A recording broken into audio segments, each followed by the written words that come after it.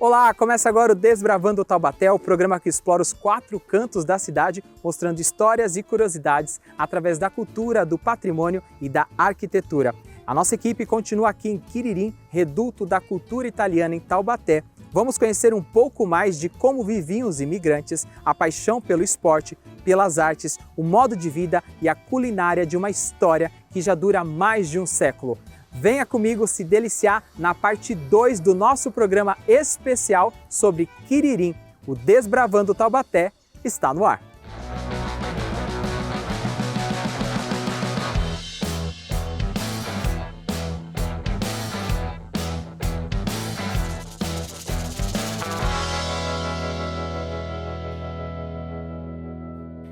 E a gente começa o Desbravando Taubaté, parte 2, especial Quiririm, aqui no Casarão Indiani. Eu vou conversar com a Fabiana, historiadora da Prefeitura de Taubaté. Agora a gente está mostrando um pouco mais do dia a dia dos colonos, de como era a cultura italiana aqui em Quiririm. O Casarão Indiani tem vários espaços que retratam esses ambientes. A gente está aqui nesse ambiente que representa uma típica cozinha italiana, é isso mesmo?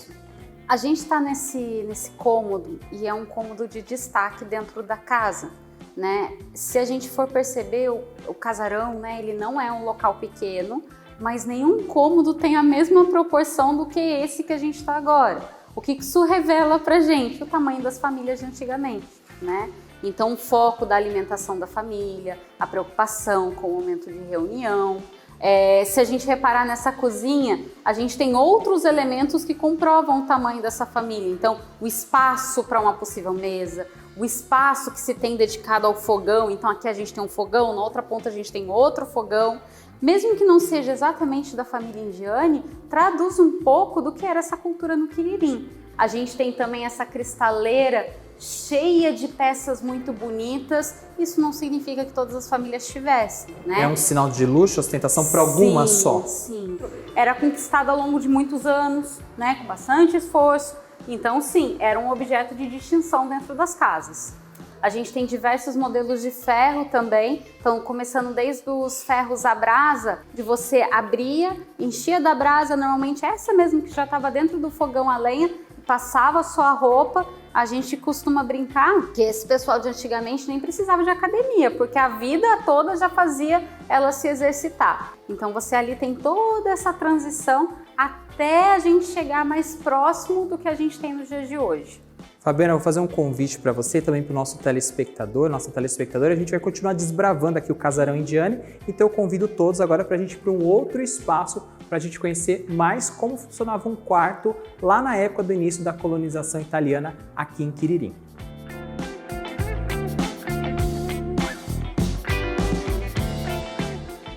A gente está agora numa réplica de um quarto, né? Os móveis são doações também de famílias, então são de várias famílias aqui, Fabiana, mas acabam demonstrando como que era um quarto na época? Isso. Então aqui a gente tem uma compilação do que seria a grande família Quiririm. A gente tem um conjunto de louça para você lavar as mãos, lavar o seu rosto, se necessário lavar os pés antes de dormir. A gente tem escondido bem discreto um pinico ou um urinol, como alguns mais antigos costumavam a falar também, numa era que a gente estava falando anterior aos confortos que a gente tem.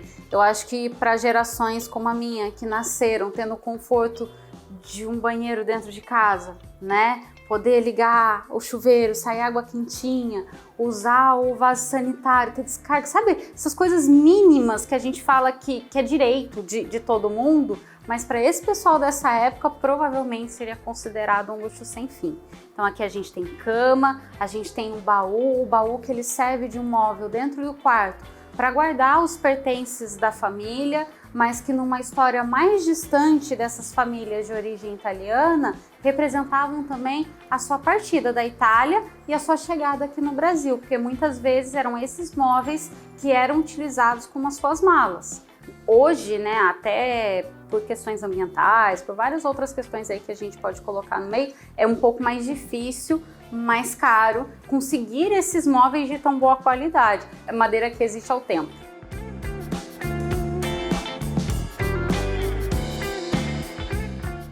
tem outra coisa que costumava ser bastante comum nesses quartos antigos, que são santos de devoção.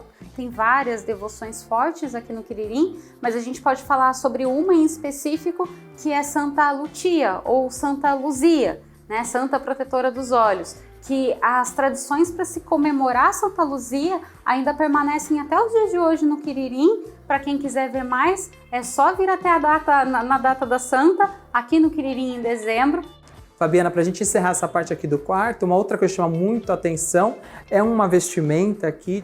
Como os móveis que estão aqui, isso também pertenceu a uma antiga moradora do Quiririm. Então, entre as senhoras, enfim, não só do Quiririm, mas de Taubaté e de outras regiões do Brasil, era bastante comum esse tipo de vestimenta. Ao longo do tempo se mudou. E ela é uma peça original. A gente vai continuar desbravando aqui o Casarão Indiane, tem outros espaços que a gente quer mostrar para você, então fica o nosso convite para você não sair daí, tem muita coisa legal aqui no nosso programa.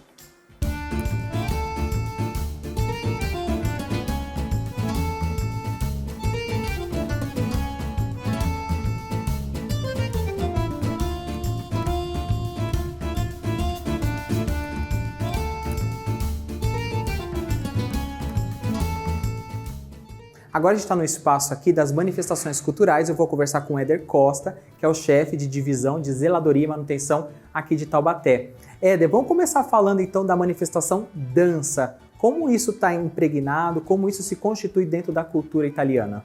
A tarantela sempre foi um dos temas como manifestação cultural. Tendo em vista que é o próprio tema da dança da Piccola Tarantella, né?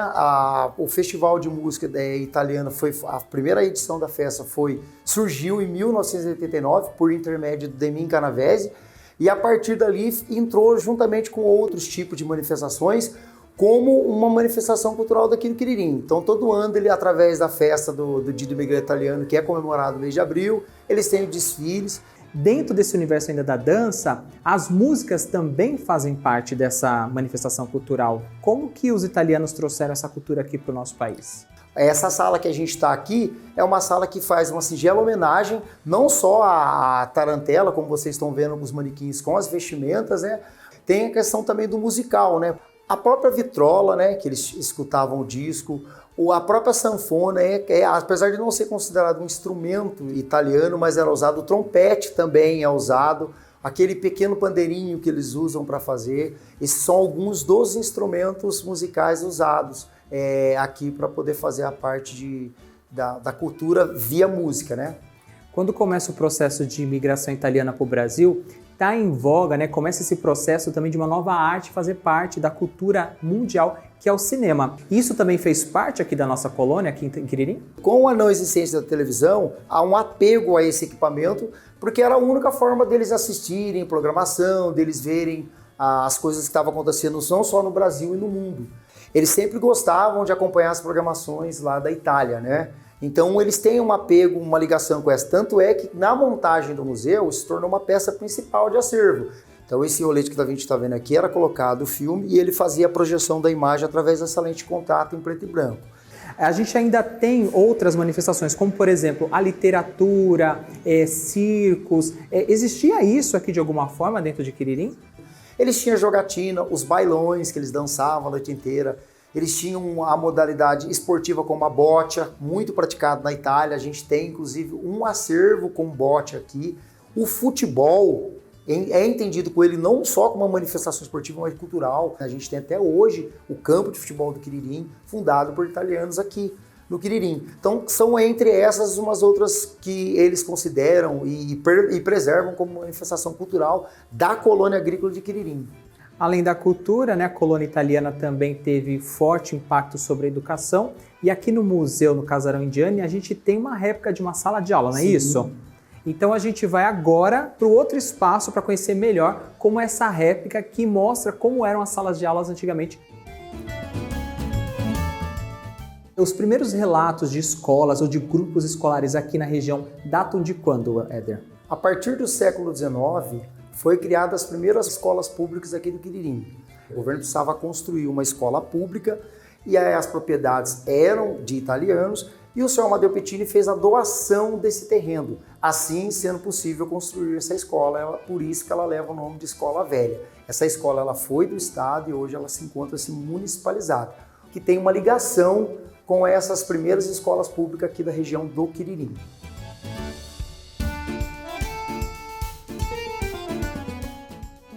A imigração italiana ela vem para o Brasil num contexto em que a Itália está com grandes problemas socioeconômicos, então muitos desses imigrantes eles não tinham nenhum tipo de escolarização ou até mesmo alfabetização. Quando eles chegam aqui em território nacional, existe essa preocupação de educar os filhos ou de dar uma educação de qualidade? Sim, a educação era primordial, então eu preciso alfabetizar esses meninos e a gente precisa ter essa escola pública que cumpra esse papel. Então, por isso, veio esse laço de existência da escola, dessas primeiras escolas públicas Quiririm, com um foco na aprendizagem do idioma italiano e também com a educação e cultura dessas crianças. Ainda hoje no Brasil há um déficit no ensino superior, né? Nessa época a gente acredita e sabe que era mais difícil ainda. Existia alguma preocupação em continuar esses estudos, não só com as famílias aqui da colônia, mas na região de Quiririm, ou não há nenhum relato sobre isso? Os pais muitas vezes não tiveram essas condições, né? Mas há uma preocupação sim de você dar continuidade do estudo e ter uma carreira profissional. Então, boa parte dessas famílias tem membros, filhos dentro da família que possuem curso superior em diversas áreas, que são médico veterinário, que são dentistas, que são arquitetos, que são engenheiros. Os italianos, os imigrantes, eles começam com a agricultura em Quiririm, e se a gente for pensar, há uma ramificação da agricultura que evolui para a gastronomia. Nós temos hoje Cantina Gardioli, nós temos hoje Cantina Indiane, que são tocados muitas vezes por neto, bisneto desses descendentes, que tem essa preocupação de manter, mas também de empreender. A questão do empreendedorismo também teve enfoque nisso. Éder, a gente está aqui então num espaço chamado de Escola Velha, que tem réplicas. Vocês receberam doações, conseguiram objetos. O que tem aqui nesse espaço que o visitante vai conhecer? Olha, o visitante vindo para cá, ele vai entrar numa parte de memória, como que era a escola antiga. Por exemplo, vocês estão vendo aqui essas carteiras, né? Confeccionado por madeiras e ferros, com 2 lugares para sentar. Então a gente tem aqui um lugar que é considerado tinteiro, uma posição para você colocar sua caneta, um lugar onde você molhava para poder escrever. E o púlpito do professor, onde o professor ficava de pé, muitas vezes sentado, com o globo para mostrar aulas de geografia, falar da parte geográfica de cada país e inclusive da Itália. Todos os acervos que nós temos aqui dentro do museu é doado para famílias que são de descendentes italianos, né? E aí a escola aqui não poderia ser diferente. A gente tem alguns quadros aqui que contam também histórias de descendentes italianos que foram professores, tá? E assim era a nossa escola, né? A gente tem um título de escola velha, mas qualquer escola pública da época era dessa forma. Os mobiliários eram desse jeito.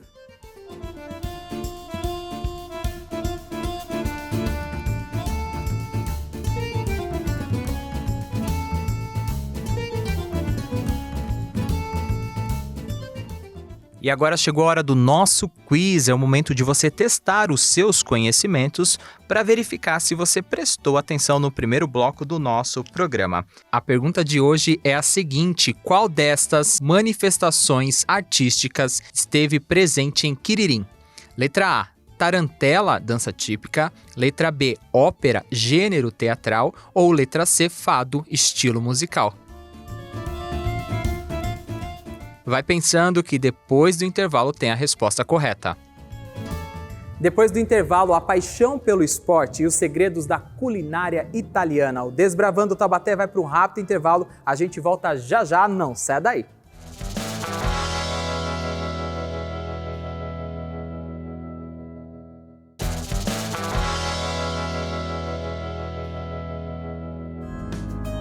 E agora chegou a hora da resposta do nosso quiz, para você ficou pensando durante todo o intervalo. Eu quis saber de você o seguinte: qual dessas manifestações artísticas esteve presente em Quiririm? As alternativas eram: letra A, tarantela, dança típica. B, ópera, gênero teatral. Ou letra C, fado, estilo musical. E a resposta correta é a letra A, tarantela, dança típica dos italianos, que esteve presente em Quiririm, e até hoje a gente encontra essas apresentações quando tem a festa da colônia italiana. Estamos de volta com Desbravando Taubaté, o programa que explora os 4 cantos da cidade. Neste segundo bloco, nós vamos conhecer detalhes da culinária italiana e também a paixão pelo esporte através dos colonos que se instalaram aqui na região de Quiririm. A segunda parte está imperdível, vem comigo!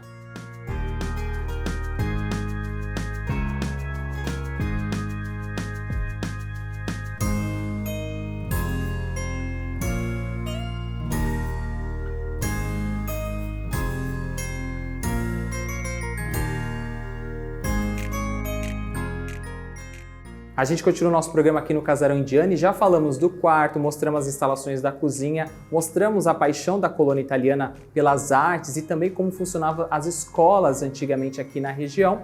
E agora a gente vai falar da paixão pelos esportes. O futebol sempre foi uma paixão italiana, mas um outro esporte que aconteceu aqui é a bocha, que também era praticada aqui na colônia de Quiririm. Seu Alair continua comigo.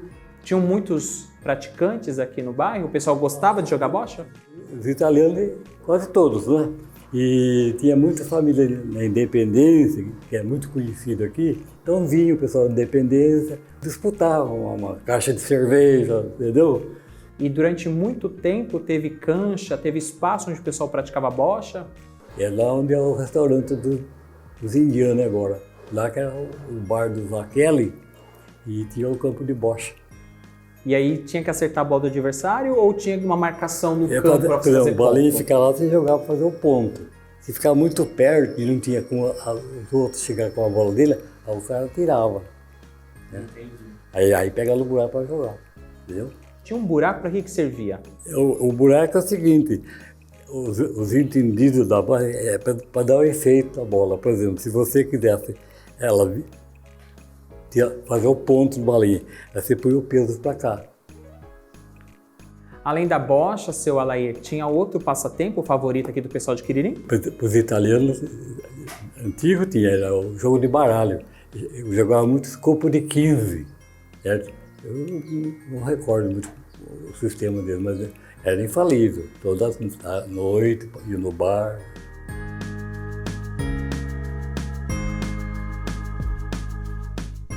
A gente está nesse espaço aqui do Casarão Indiani que homenageia o Esporte Clube Quiririm, fundado em 1926. O senhor chegou a ser diretor e jogou também no Esporte Clube Quiririm? Em 1938, quando eu comecei a acompanhar o Quiririm, tinha 8 anos, houve uma fusão entre o Grêmio Juta Fabril e o Quiririm, entendeu? A família Aldrá dava muito pessoal aqui.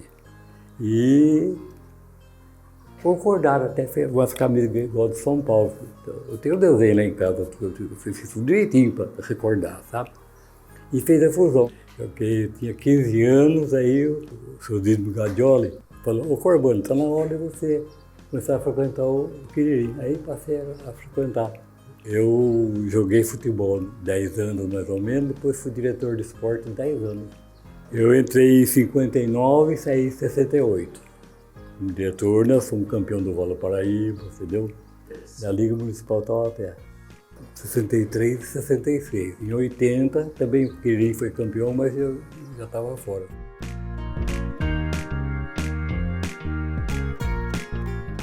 Quem é o jogador mais famoso que passou pelo Esporte Clube Quiririm? Famoso chama-se Ricardinho Taino, depois o Tonho Júlio Taino, né? O Gardel passou por Quiririm. E além de Quiririm, ele jogou em quais outros clubes assim famosos? O Gardel jogou no Taubaté, certo? O Toninho Taino jogou no LPB, depois no Taubaté. E teve uma família Giovanelli, teve 2 jogadores que nasceram aqui, até nasceram na pracinha ali. O Belfard, que foi campeão em 64 pelo Corinthians, depois foi para o Atlético Paraná, e o Grimaldi, nome de Giovanelli. Irmão dele que jogou no Ipiranga, era um filho de Quiririm, e mais o Gardel, deram 3, o Toninho Taino, depois veio o Éder, deu também, o filho. Quero agradecer a participação do senhor aqui no programa, muito obrigado por receber a nossa equipe e parabéns por preservar tão bem a história, não só de Quiririm, mas também do Esporte Clube Quiririm.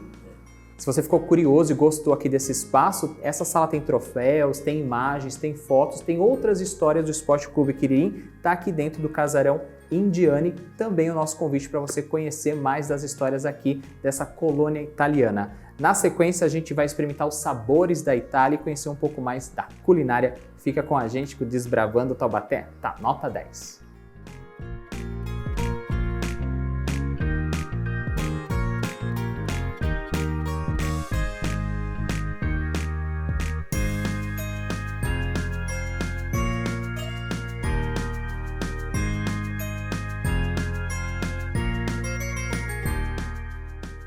E agora eu estou recebendo a culinarista, que é a Marise Gomes. Marise, muito obrigado por fazer parte aqui do nosso programa.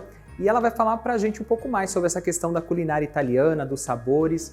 Quando a gente fala em culinária italiana, não tem como fugir das massas, né? A primeira coisa que passa pela cabeça, acho que da maioria do povo, é a massa.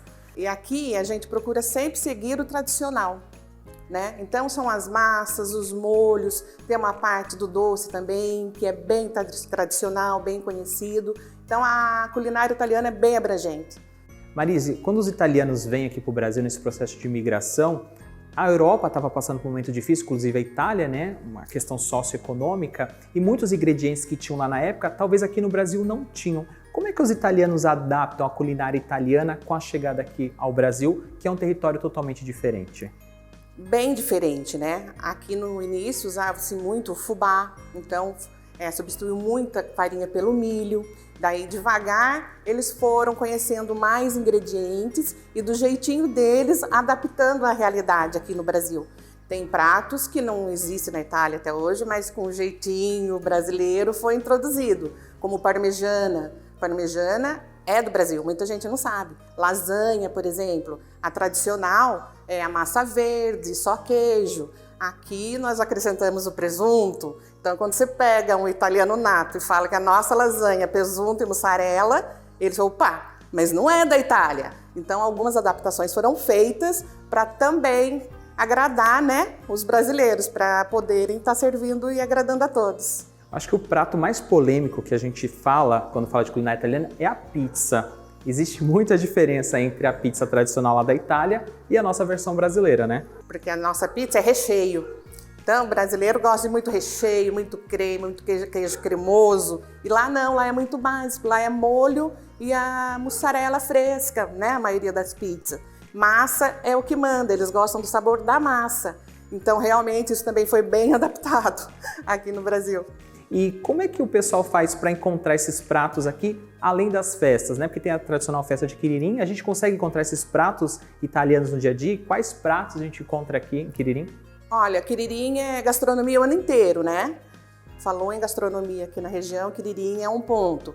Temos a festa também, só que na festa é uma vez por ano, então você vai passar a vontade de estar consumindo esses pratos. Então temos cantinas, pizzaria, ainda temos as nonas, algumas famílias que fazem sob encomenda, algumas massas. Então é só vir para cá se informar que não vai passar vontade. E qual é o prato mais procurado que a gente chega aqui em Quiririm? Qual a preferência do público em geral?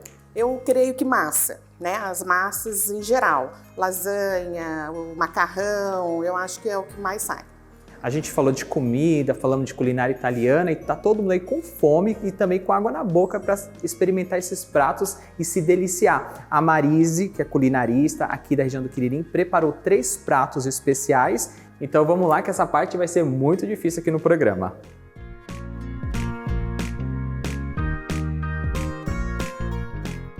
E agora a gente está aqui para experimentar os pratos que a Marise preparou especialmente aqui para o Desbravando Taubaté. É o momento mais difícil do programa, Marise. Eu vou assumir aqui em frente às câmeras. Você pode explicar para a gente quais pratos você preparou e selecionou aqui para a nossa equipe? Sim, com prazer. Aqui eu trouxe o talharim, né? Uma massa caseira que é bem tradicional, conhecida pelo mundo inteiro, né? E é o que aqui sai muito com a gente, o talharim. Aqui ele está no molho ao sugo com porpeta. A massa é manual e passamos pela maquininha também manual para preservar o artesanal, né? Eu prezo muito isso aqui. Então eu gosto de fazer tudo dentro do artesanal. Então tudo como foi aprendido com as nonas. E aí também tem uma porpeta que também é tradicional da culinária. Isso que é um bolinho de carne, né? Conhecido por almôndega também. Esse prato aqui que está na minha frente, o que a gente tem aqui? Aqui é o mais tradicional, que é o marubim, conhecido aqui, né? pelo marubim. Muita gente estranha o nome, nossa, mas o que é? É um capelete, tá? O nosso marubim aqui é recheado com galinha caipira e feita em brodo, que é no caldo desta galinha, né? Nós cozinhamos a galinha e aproveitamos o caldo para fazer o cozimento da massa. Muito tradicional. E aqui é consumido muito na Páscoa, no Natal, em festas, né, em datas festivas, que veio também com os imigrantes e está até hoje com as famílias. Então é um prato que não pode faltar em datas comemorativas. De jeito nenhum. Faltou marubim, não tem Natal, não tem Páscoa. Então é bem tradicional nas famílias aqui. E aqui a gente tem um terceiro prato. O que você trouxe pra gente? O nhoque, né? Que é um prato feito com batata, mais batata, né? Do que a farinha. Bem tradicional também, que veio com os imigrantes e está até hoje nas mesas da família. Para complementar esse prato, tá faltando um molho aí? Um molhinho, né? Um molhinho ao sugo, bem-vindo, sempre bem-vindo. Esses pratos aqui não é só para mim, a gente vai dividir aqui com toda a equipe também. Agradecer a Marise, né, que trouxe esses pratos, preparou com tanto carinho aqui pra gente e tá deixando o nosso programa mais saboroso, encerrando aqui esse especial que a gente está fazendo em Quiririm, contando as histórias, as aventuras e, lógico, conhecendo a cultura italiana, que é tão importante, não só para essa região, mas para todo o nosso país também. E agora eu vou experimentar aqui o nhoque que você trouxe, né? Geralmente os nhoques têm mais farinha do que batata. Aqui é mais batata do que farinha, eu garanto. uma massa leve também, né? É bem diferente, né? Quando você segue a receita das nonas, dá nisso, não tem como errar. E o molho tem essa acidez também que combina com a massa, né? Isso. Então tá bem presente e faz toda a diferença, né? É, porque essa acidez do molho, se você tirar toda ela, perde, né? Porque casa direitinho, a massa com molho dá um equilíbrio.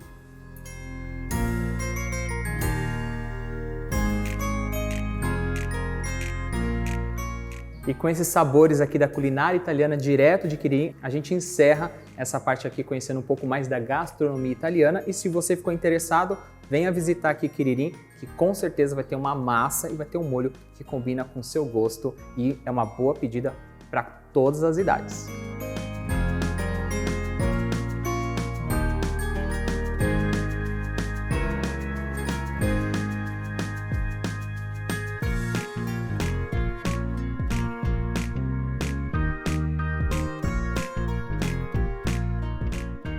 Chegamos ao fim dessa aventura aqui em Quiririm, reduto da cultura italiana em Taubaté e também no Vale do Paraíba. Espero que você tenha gostado de desbravar com a gente as histórias, a cultura e o sabor da Itália aqui no Brasil. Obrigado pela sua companhia e já deixo o convite para o nosso próximo programa. Até lá!